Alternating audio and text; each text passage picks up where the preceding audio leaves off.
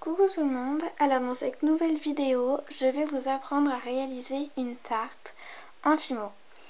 Donc je peux vous montrer quelques exemples. Donc déjà j'ai cette tarte au chocolat, donc avec les petites tablettes et tout. Ensuite j'ai cette tarte aux fraises et celle-là aux fruits rouges. Donc si vous voulez, vous pouvez me demander des tutos, car celle que je vais vous apprendre à réaliser est différente des trois que vous avez pu voir. Au niveau fimo, je vais utiliser la couleur chair foncée en classique numéro 45, mais vous pouvez très bien utiliser la couleur Sahara ou Champagne. Vous aurez besoin également d'une lame, d'un rouleau, de quelques tranches de canne. Donc par exemple, voilà des cannes, à quoi ça ressemble si on ne savait pas. Donc c'est mieux d'utiliser des cannes de fruits si vous voulez faire une tarte aux fruits. Mais par exemple, moi pour ma tarte au chocolat, j'ai utilisé des morceaux de canne gâteau. Donc voilà. Donc vous aurez besoin de canne, donc facultatif de quelques cure-dents. Facultatif également d'une pince pour que ce soit plus pratique à attraper les cannes, d'un coulis. Donc ce coulis, je l'ai fait en fimo liquide. Ouais, c'est un peu un coulis jaune translucide, mais je pense pas que vous allez voir en le retournant et tout. Je pense pas que vous voyez la couleur. C'est un coulis jaune translucide. Donc si vous voulez le tuto, vous pouvez me le demander. Vous aurez besoin d'un emporte-pièce rond et d'outils, donc comme ceci, pour pouvoir prendre la fimo liquide. Le coulis plutôt. Donc il me semble que c'est bon pour le matériel. Donc vous allez déjà faire une boule avec la couleur de pâte que vous avez pris. Donc voilà, donc vous faites une boule. Ensuite vous allez venir l'aplatir avec votre rouleau.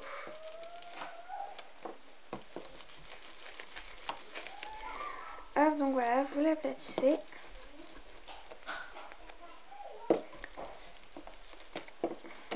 Voilà à peu près l'épaisseur idéale.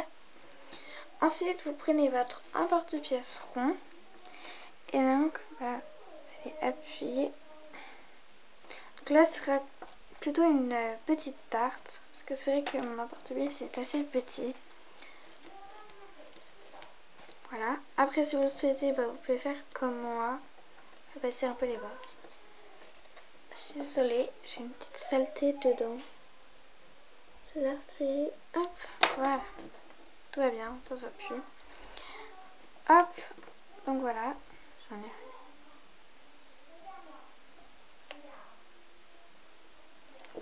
Hop, ensuite, donc ça, pour l'instant, vous le mettez de côté. Ensuite, vous allez prendre le reste donc, de votre pâte et vous allez faire un boudin. Enfin, déjà, vous allez faire une boule, tout rassembler, tout ça. Et vous allez faire une boulette.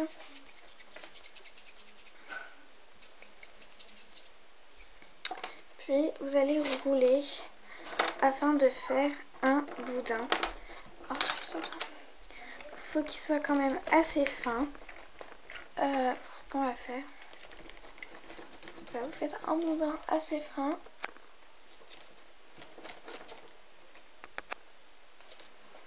Donc voilà, donc j'ai fait un boudin, il faut que ce soit pris cette épaisseur là.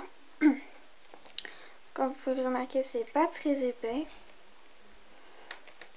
Donc une fois que vous avez fait votre boudin, vous allez venir le plier en deux, comme ceci.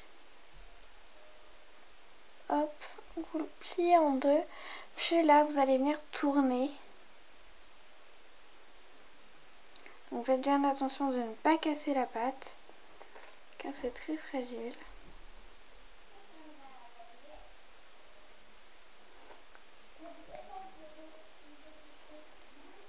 Voilà à peu près ce que ça donne pour l'instant, même si j'ai pas terminé. Hop, donc vous regardez ici, c'est bien la même taille. et ça fait bien le tour de votre base. Donc moi c'est parfait. Et donc on va commencer par enrouler. Donc déjà je coupe une extrémité. Et donc vous allez poser sur le côté. Et vous allez faire tout le tour.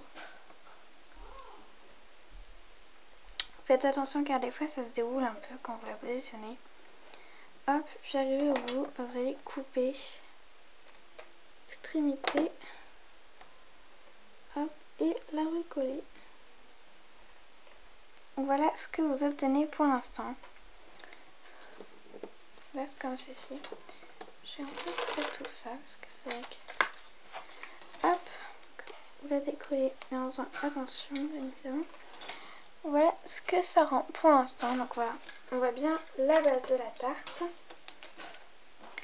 Ensuite, vous allez prendre votre coulis ainsi que vos petits ingrédients et tout ça. Vous le prendre, vous le positionnez au fond de votre tarte et donc vous allez l'étaler. Hop, je prends le reste.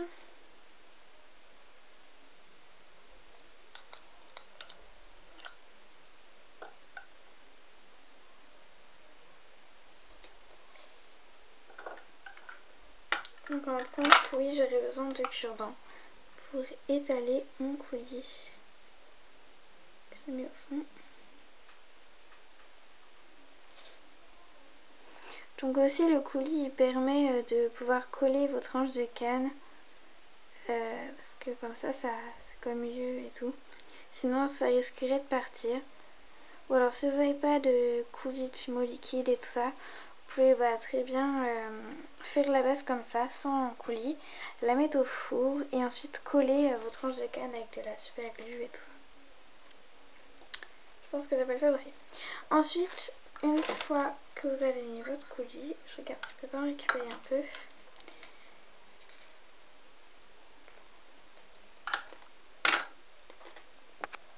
Une fois que vous avez étalé votre coulis, vous allez prendre vos tranches de canne. Donc après vous choisissez les fruits que vous voulez. Donc moi j'ai choisi banane et poire. Banane, poire. Et donc c'est là qu'on va servir la pince. Donc vous prenez vos tranches de fruits et avec la pince, donc vous allez venir les déposer sur le coulis. Donc vous faites l'ordre que vous voulez, soit vous alternez et tout. Vous pouvez choisir comme vous voulez.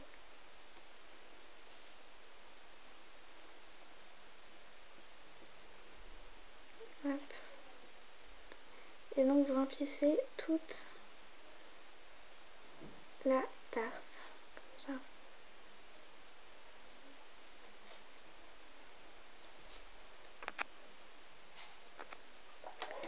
Donc là par exemple j'en ai pas fait assez, il faut que j'en recoupe.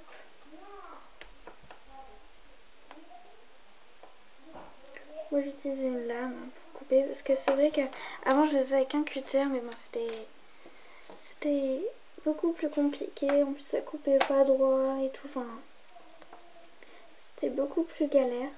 Du coup j'ai acheté une lame, ça va beaucoup mieux. Donc voilà, donc j'ai rempli ma tarte en entière. Je vais vous montrer un peu à quoi ça ressemble. Donc je sais pas si vous allez voir. Donc voilà, donc il y a des cannes, elles sont un petit peu tombées. Elles sont pas très droites et tout ça, mais bon ça c'est pas grave. On peut le rectifier tout ça avec un petit cure-dent ou autre. Enfin voilà un petit peu à quoi ça ressemble. Bon, je trouve que le résultat est vraiment sympa. Voilà, je peux la décoller maintenant. Donc pour celles qui veulent l'accrocher, vous pouvez mettre des pitons ou des clous avec comme ceci. Je sais pas si vous allez voir. Voilà. Sinon vous pouvez faire un trou ou alors vous pouvez le mettre en bague si vous le souhaitez. Moi c'est ce que je vais faire, je vais mettre en bague. Donc voilà, donc ce tuto est maintenant terminé. J'espère qu'il vous aura plu, qu'il vous aura aidé. Et sur ce, je vous dis à bientôt. Salut!